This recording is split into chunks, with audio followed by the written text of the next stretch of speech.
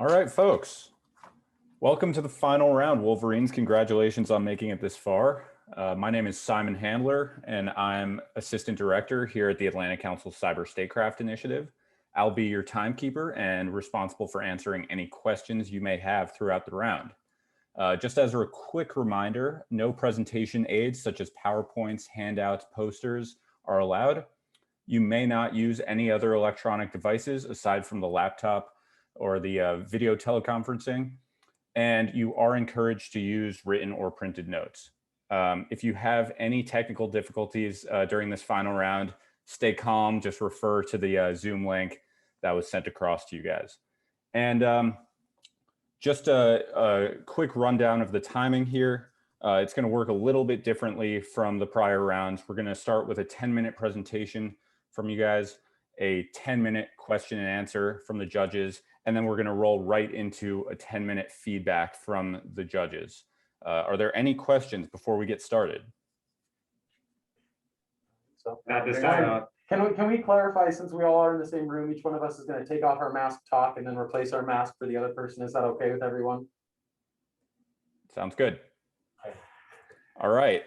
In that case, as far as timekeeping goes, I'm going to be holding up a paper sign for the different amounts of time remaining, and I'll put it in the chat too, just in case you miss it.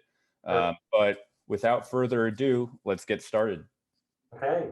So I'll be starting first. My name is Andrew. I'll be presenting some of the analysis from the most recent intelligence that we've received regarding the ongoing global cyber attack on global shipping. So on March 23rd, 2021, the Wolverine Cyber Task Force, or WCTF, received notice of a cyber attack that targets global shipping software. Since then, the situation has escalated to significantly impact U.S. national security interests. This is composed of two parts. First of all, a ransomware that we've codenamed Baskerville, which continues to affect ports and stop port operations. However, there's also the addition of a new malware. We have multiple reports from both Human and SIGINT, that this new type of malware, codenamed Dormant Hound, this has affected global shipping and is physically affecting ships. So right now, 60% of the merchant fleet is offline. 300,000 ships are lost at sea, can't be located. However, we still have communication with them, but 600 or 300,000 of these ships can't be located currently. So this is a global catastrophe in regards to global shipping, and it's already had significant economic impact. Previously, the economic impact of the Baskerville was estimated to be about $950 billion. We estimate this will range in the trillions of dollars. Domestically, economically, we're facing several crises. Primarily, there's an ongoing SEC investigation on the shorting of the stock market by several cyber criminal groups that actually started before the initial ransomware attack, so several months previous. This is an ongoing issue that the SEC is looking into. Secondly, we have a continued crisis in all of our ports where this ransomware and malware is both being affected. We have U.S. ships that are lost, that are out at sea. We recommend that our priority be to rescue those ships. Secondly, we also have so oil production has decreased in Corpus Christi. At Houston, we have ships that are still backlogged, unable to enter the ports, and this is only further complicated by this new malware, Dormant Hound. The most critical and most pressing issue, however, we determined in our early assessments that there were possible surface-to-air missile components missing, as well as medical equipment missing. Our defense contractors had reported that alongside our NGA and CIA counterparts. We have confirmed that the SAM missile components, specifically critical military equipment, was sent from Baltimore to Beirut. We have a high confidence that this corroborates with a CIA report that we just received, that Hezbollah operatives are looking to take advantage of the chaos caused by the ransomware attacks on ports around the world to obtain the shipped and misplaced weapons, specifically the surface-to-air missile components. We have a moderate level of confidence that these two are connected, that it's the same attack, the same missing shipment that we have going from Baltimore to Beirut is the same shipment that the Hezbollah operatives are trying to pick up in the port of Beirut. So this is critical to U.S. national security interests. Hezbollah has been looking for SAM missile components since 2019 to defend their regions that they have the territory in. They're using this ransomware attack to gain more recruits, to gain more territory, and our worst fear is that they're using the SAM missile components to cause devastation in the area that they operate. Lastly, one of the most important things, We also believe we need to hold the actors accountable. The most immediate priority is that Hezbollah operatives. However, we've also received intelligence that indicates that the CIA has indicated that the second shipment that was misplaced, the medical equipment that was destined for Oman, has been taken by Iran. This is COVID-19 medication and drug pharmaceuticals. We've received confirmed reports that Iran has taken this. So we believe we need to hold all actors in this scenario accountable, including 1881 Collective, who's using Bitcoin, and they're starting to launder money now. Manticore, which was our Iranian-backed APT, as well as the now introduced Hezbollah operatives. We believe we need to take action against all of them. And lastly, we need to create a plan for economic recovery. My name is Alec Heitzman. I'll be going over our policy goals. So our very first priority is to counter Hezbollah and locate the SAM systems. The second priority is to rescue ships at sea that have been impacted by this new malware. The third is to hold groups accountable, attribute accountability where it's needed. And then lastly, we want to prepare for economic downturn, both domestically and internationally. Hello, everyone. My name is Mark Drates. I'll be going over a few of the policy recommendations.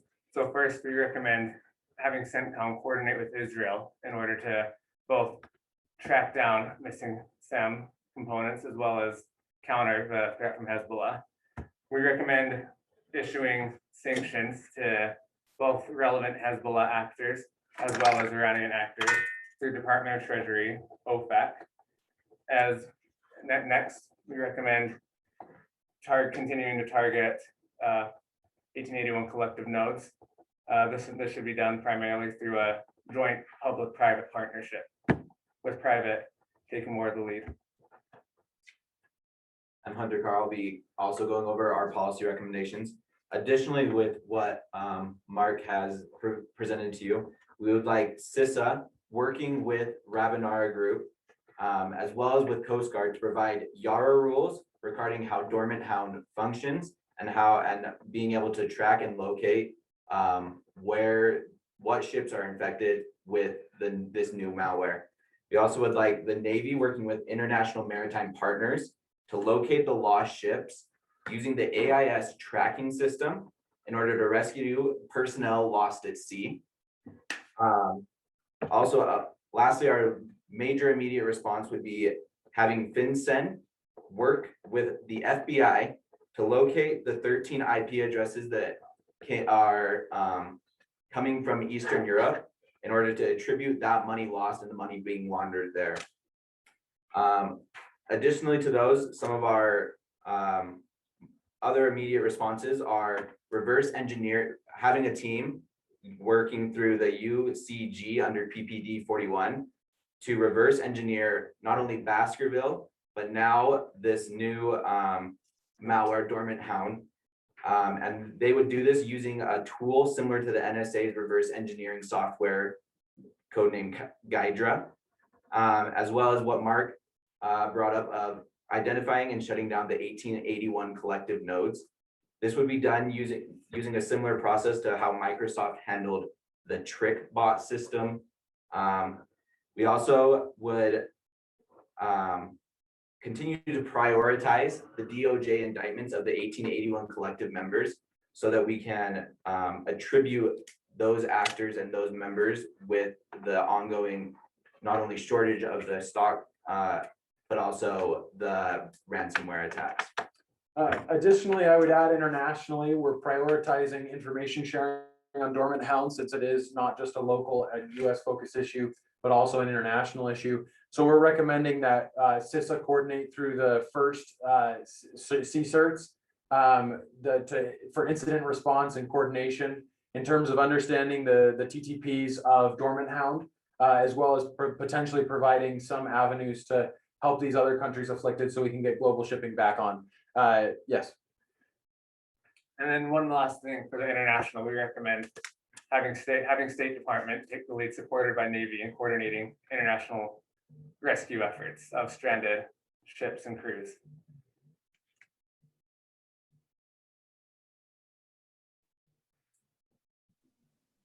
So the WCTF recommends implementing there'll be both these immediate and more medium to long-term policies. Thank you. Excellent. If that ends your presentation, nice job. We're going to pass it to the judges for 10 minutes of question and answer, starting now. All right, I'll go ahead first. Hi, everyone.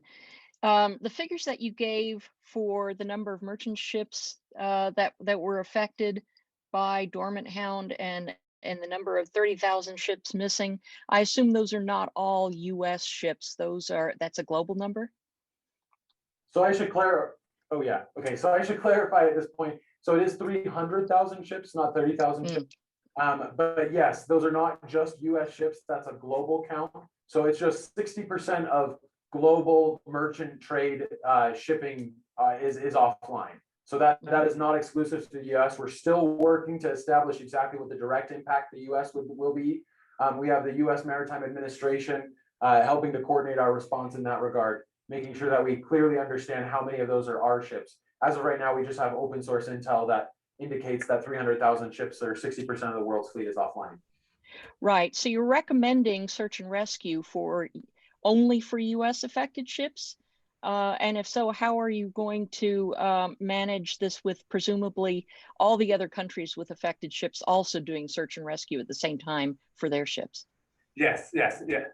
No, that's great clarification. So we're recommending that this is where State Department take the lead in coordinating international response efforts, so we can have a more multilateral response to rescue ships.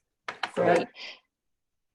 to add on to that, if I may, we are recommending that State Department take the lead in coordination with the Navy and the international maritime partners, so that we are recognizing that this is a global international problem, that we can successfully find those ships, not only the U.S. ships, but also our international partnerships. Okay, great. And then finally, what indication do we have, if any, that Hezbollah and Iran are simply taking advantage of the current chaos due to the malware, as opposed to actively having instigated it? Do we know that? That's a great question. Thank you. So primarily what I'll say, we have established through both SIGINT and Human that at least Hezbollah is taking advantage of the chaos. We have no attribution to Hezbollah for the actual initial ransomware attacks right now. I will mention that previously we have other intelligence that suggests that the primary actors in the ransomware, which we've called Baskerville, that the primary actors in that are 1881 Collective, which have ties to an Iranian-backed APT named Manticore. So there is a line of attribution there. The FBI Cybercrime Center is currently underway in investigating the ties between Iran and 1881 Collective for that ransomware. So to your question, it is potentially, I'd say, moderately confident that Iran actually helped exacerbate the situation, whereas we're strongly confident from multiple sources that Hezbollah is simply utilizing the chaos caused by the ransomware to get those SAM missile components. So though that might be our higher priority, they might not be one of our main instigators. So we'll take that in consideration as OFAC considers sanctions and other things, that Hezbollah is merely taking advantage of the situation, whereas it seems that Manticore has direct ties to this situation, though we're still waiting for further evidence to directly attribute this to Iran. So I just want to be clear right now, we do have attribution to 1881 Collective. We have a connection between 1881 Collective and Manticore. However, we don't have direct attribution to Iran at this point. Okay, great. And how would it change your policy recommendations if we do get that attribution to Iran? Yeah, this is where, and on two fronts. On the one hand, we could better utilize OFAC and instigating financial sanctions, travel sanctions, as well as this is where we loop in Cybercom to begin looking at and conducting a proportionate cyber response. And I will mention that previous to this, we have designed escalation contingencies.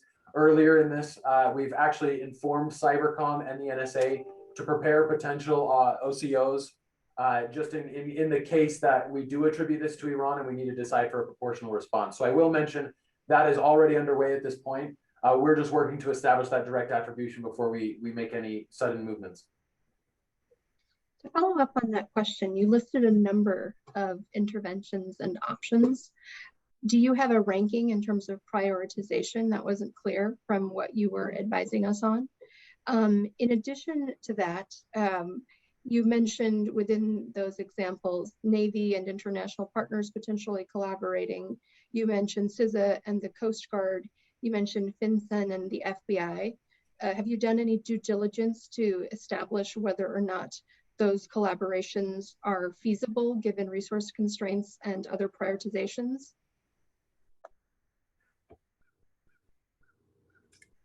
Yeah, so at least on the starting with the FinCEN, and this is at FinCEN, we've already been utilizing them and conducting and investigating the financial ties to these previous attacks. So we're confident that we could continue to utilize them. Coast Guard, we could envision them being utilized for more littoral stranded ships that are littoral to the United States at sea. And then this for Navy, this is where we would coordinate through the combatant commands as well as State Department, but recognizing that as in conjunction, depending on where they are geographically located with relevant state partners. So we're fairly confident the resources are there. And to clarify, FinCEN is not doing the investigation. We have them working in conjunction with the FBI, because we do realize that FinCEN does not have an investigative arm as well as an intelligence arm necessarily, but they can receive that information and work with the FBI to get that attribution on the actors that are the 1881 and the other actors included in the short stock ship exchange stuff. Go ahead. Sorry, and just to clarify one final point on your previous question, in the first days of the crisis, we actually implemented that Unified Cyber Command. So we have the due diligence, and that Unified Cyber Command is helping to organize our response and organize the cooperation between different agencies. So that has been in place since the very early days of this. We're now in the second or third month of this. So the Unified Cyber Command is working together well. And lastly, to answer your question about what our priorities are, I would say that our priorities right now are the coordination with finding the SAM missiles and returning those, as well as the sanctions against Hezbollah and Iran, as well as the finding those lost ships. And then lastly, reverse engineering the ransomware, Baskerville, as well as the Dormant Hound malware. Salila, are you good on your questions? Excellent. I got a few questions, gentlemen. First of all, it's good presentation, very well organized. First question is, you mentioned trying to do some of the account for the economic downturn, but I didn't hear any particular recommendations on countering the economic downturn. Maybe this was earlier in the presentation, but what are you doing domestically for consequences from this, either economic or otherwise? Absolutely. No, this is where, so I think on several fronts. One is we're continuing to prioritize resuming port operations in order so we can continue at least some semblance of trade. So utilizing Coast Guard to continue to scan for malware infected ships in order to try and limit the impact from these ships. And if I can clarify here, so we've been working with Coast Guard, and Coast Guard has established a safe practice in which we're quarantining incoming ships that may have malware or may have ransomware attached to them, and allowing normal port operations to resume in parallel to that. So the U.S. Coast Guard is taking full kind of the brunt of that, and they're monitoring ships as they come in, parallel both the ships that are infected and the ships that are not, so that we can try and resume global operations. We have CISA working on mitigation strategies and developing a workaround so that they can continue active port operations. And I'd say secondly, another important portion of this is we have both the SEC and FinCEN are investigating potential money laundering. The SEC is investigating stock manipulation, and FinCEN is investigating possible money laundering by 1881 Collective. And we hope to hold the people accountable that have benefited from the short selling. So people have made millions of dollars off the short selling of this equipment, and we hope to keep them accountable through our some of that economic action. Understood. I'm not hearing a lot about Cybercom. What do you have Cybercom doing amongst all of this? So right now, Cybercom is coming up with the OCO, like we had mentioned before previously. So that's the extent of what we have Cybercom doing right now. But we're hoping that once we attribute this to the relevant actors, that they can take what they've worked on for the past couple months and utilize it specifically.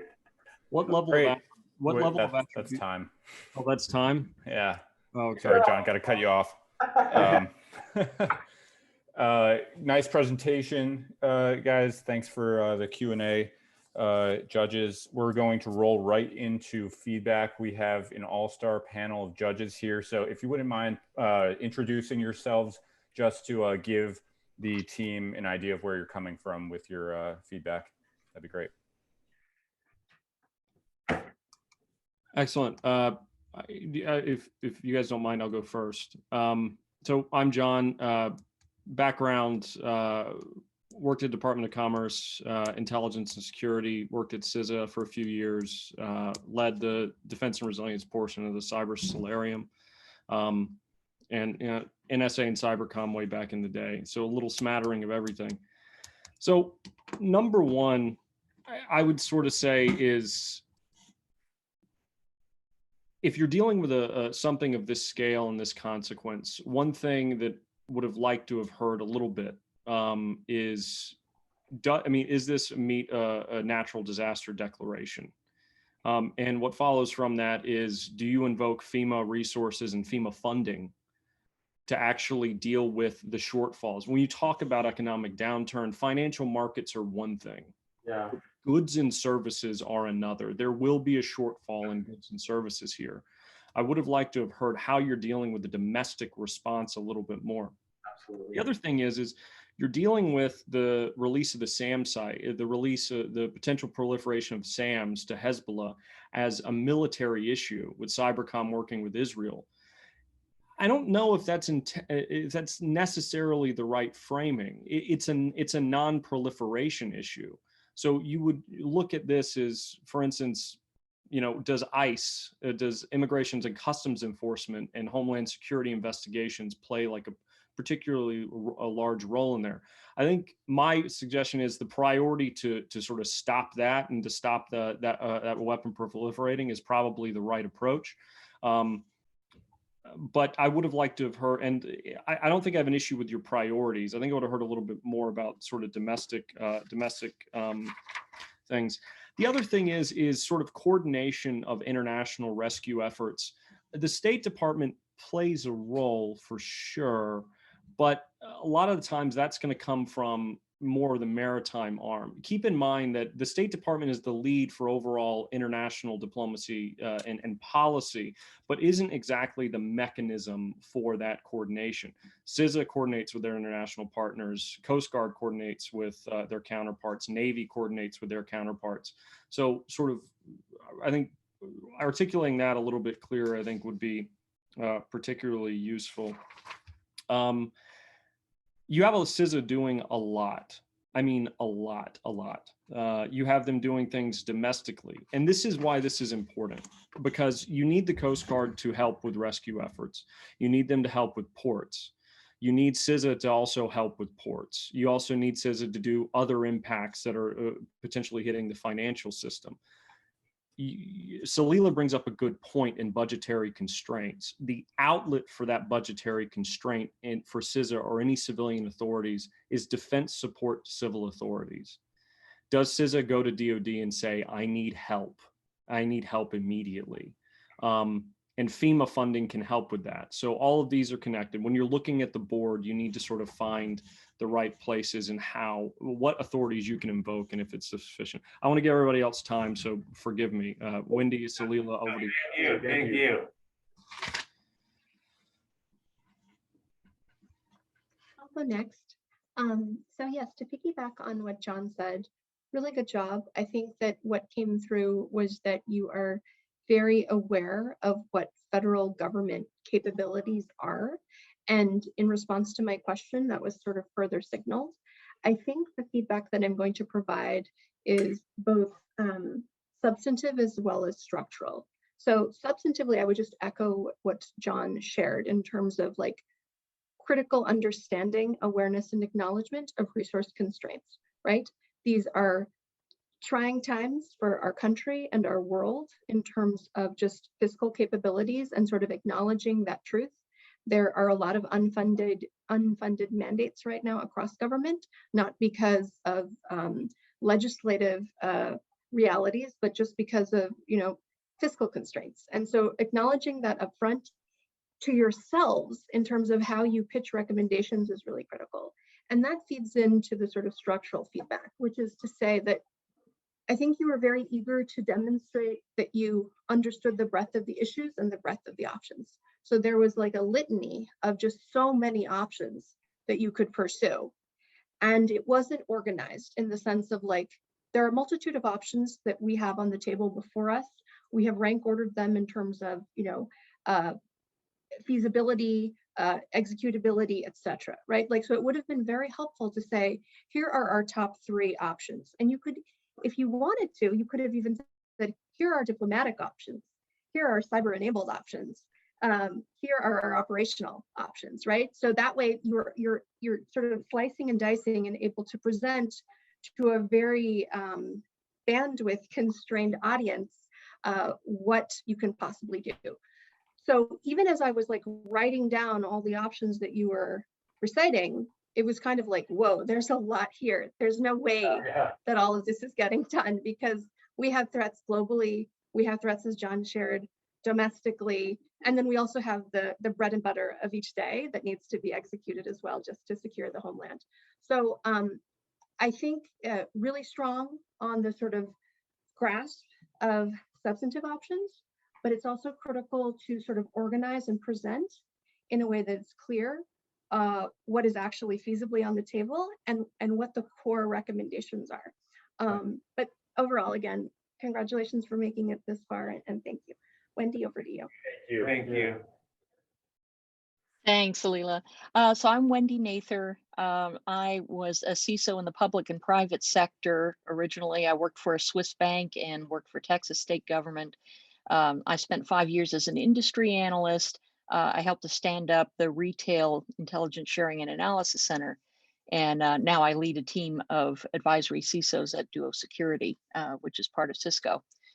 I agree with just about everything that my fellow judges pointed out. It did sound like a lot, you know, that you were kind of throwing out all at one time, but you had really good answers for the most part to the questions, and were ready to stipulate things that it may or may not have happened in order to make those answers work. One thing that I see all the time as a private sector person that usually happens in these policy recommendations is there's a lot of reactive, what are we going to do about this and how are we going to stop the bleeding? And that's great. The toughest problem that is a very long-term plan that needs to get launched is remediation.